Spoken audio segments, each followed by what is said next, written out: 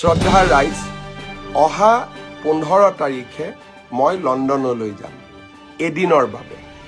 কিহৰ কাৰণে যাম?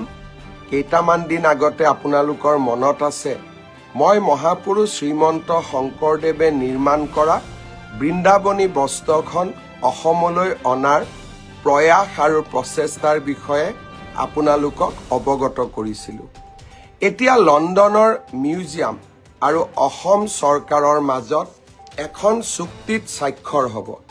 প্ৰথমবাৰৰ বাবে সেই বৃন্দাবনী বস্ত্ৰখন 6 মাহৰ বাবে আমি অসমলৈ আনিব পাৰিম, যি আমাৰ ঐতিহ্যৰ চানেকি মহাপুৰুষ শ্ৰীমন্ত শংকৰদেৱে নিজে হাতেৰে বৈ থৈ যোৱা সেই বৃন্দাবনী বস্ত্ৰখন আমাৰ বহু প্ৰজন্মই জীৱনকালত চাব নোৱাৰিলে।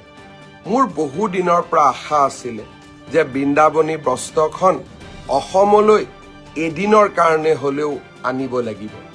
আজি সেই প্ৰচেষ্টাত লাহে লাহে আমি সফল হ'ব ধৰিছোঁ।